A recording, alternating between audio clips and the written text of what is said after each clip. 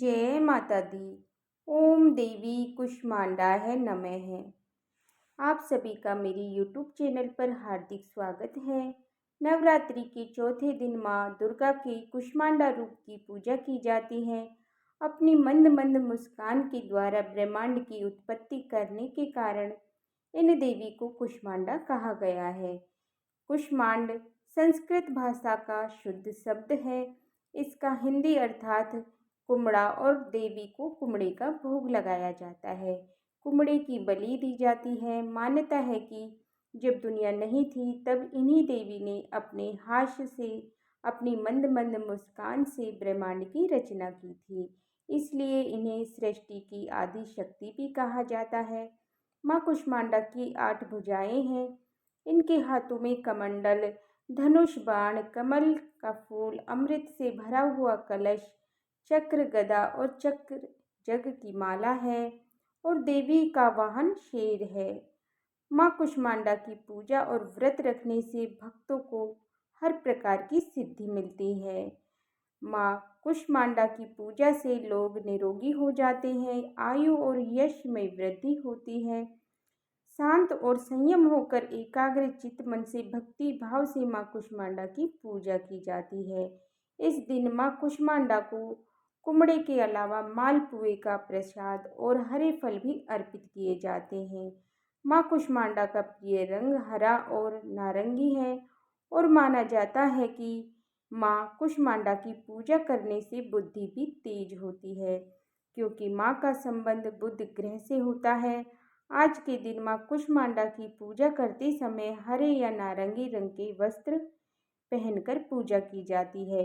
पूजा के समय माँ को हरी इलायची, सौंफ और कुम्हड़े के फल अर्पित किए जाता है और फिर कुम्हड़े की बलि देकर किसी मंदिर में दान कर दिया जाता है।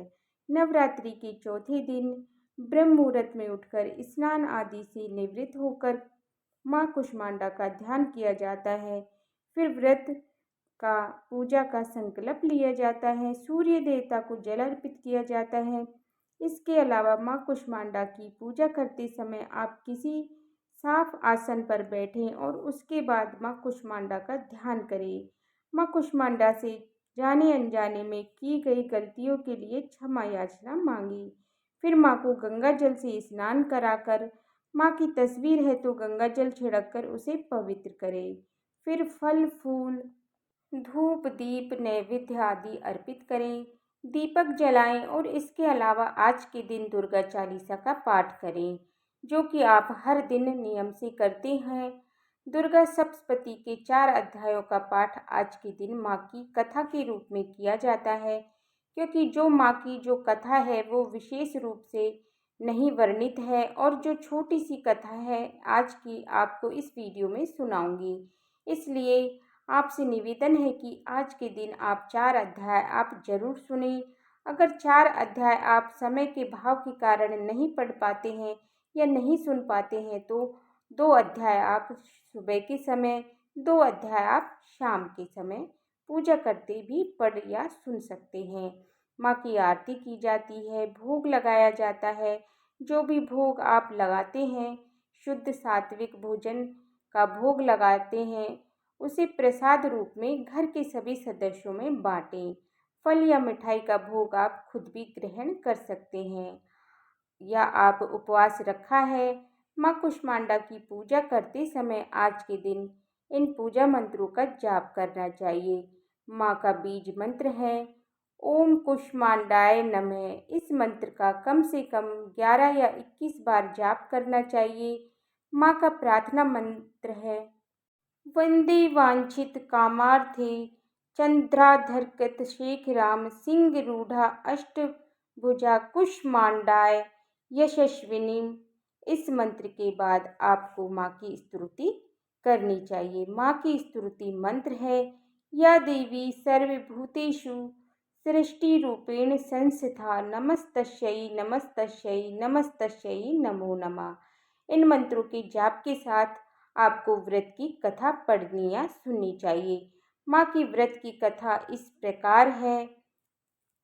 कुशिष्टा कुसुमा कुसुमा त्रिविध ताप इध संसार है।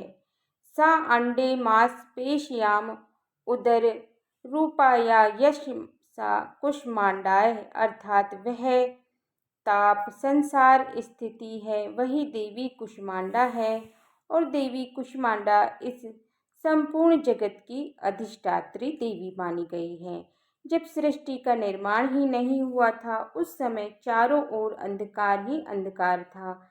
देवी कुष्मांडा, जिनका मुखमंडल सैकड़ों सूर्य की आभा से चमकता है, ऐसे समय में वह प्रकट हुई। उनके मुख पर फैली मुस्कुराहट के कारण सृष्टि का जन्म प्रारंभ हो गया था। इसलिए यह देवी कुष्मांडा के रूप में जगत विख्यात हुई। ब्रह्मांड की रचना करने के बाद देवी कुष्मांडा ने त्रिदेवों अर्थात ब्रह्मा, विष्णु और महेश और त्रिदेवियां अर्थात काली, लक्ष्मी, सरस्वती को उत्पन्न किया और माँ दुर्गा का चौथा स्वरूप है इस पूरे ब्रह्मांड का निर्माण करने वाला माना जाता है। कहते हैं माँ दुर्गा के इस रूप की उपासना भक्तों के तेज में वृद्धि करती है।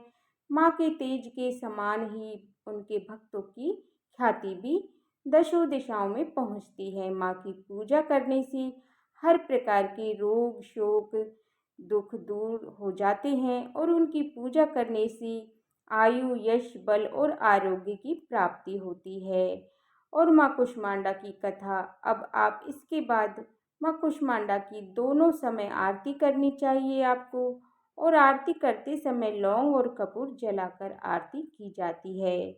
जिस घर में सदा लौंग और कपूर जलाया जाता है उस घर में कभी भी नकारात्मक ऊर्जा नहीं आती, उस घर की खुशियों को कभी भी किसी की नज़र नहीं लगती। इसलिए अगर हो सके तो सुबह और शाम दोनों ही समय कपूर जलाइए। ये अगर दोनों समय नहीं जला सकते तो शाम के समय आपको कपूर और लौंग जलाना चाहिए। इस प्रकार सुबह और शाम दोनों ही समय की पूजा के बाद आपको सच्चे मन से क्षमा याचना जरूर करनी चाहिए। अगर जाने अनजाने में अगर आपसे कोई भी गलती हुई हो तो उसके लिए माँ आपको क्षमा कर देती हैं। जानबूझकर किए गए किसी भी अपराध के लिए, किसी भी गलती के लिए कोई माफ़ी नहीं होती है। इसलिए अनजाने में ही आपसे, जैसे कि कई बार लोग व्रत में गलती से ऐसा कुछ खा लेते हैं जिससे व्रत भी टूट जाता है, या गलती से आपसे अखंड जोत बुझ जाए, या आप उसमें घी या तेल या आप दोबारा से ना डाल पाते हों, या कोई भी कारण से, उन सब गलतियों के लिए आपको सुबह और शाम सच्चे मन से माँ से क्षमा याचना जरूर करनी चाहिए। क्षमा याचना माँ जरूर स्वीकार करती हैं। तो ये थी आज की वीडियो। उम्मीद करती हूँ कि ये जानकारी आपको पसंद आई होगी। अगर आप हमारे चैनल पर अष्टमी और कन्या पूजन से रिलेटेड वीडियो देख सकते हैं तो वीडियो पसंद आया हो तो चैनल को लाइक करें, सब्सक्राइब करें और बेल आइकन बटन को प्रेस करके, जिससे कि मेरी आने वाली वीडियोज का नोटिफिकेशन आप सभी को समय पर मिल जाए। और कमेंट बॉक्स में जय माता दी लिखना ना भूलिए। देखने के लिए बहुत बहुत धन्यवाद। फिर मिलती हूँ आपसे अगले वीडियो में। तब तक के लिए जय माता दी। आप सभी को चैत्र नवरात्रि 2025 की हार्दिक शुभकामनाएं।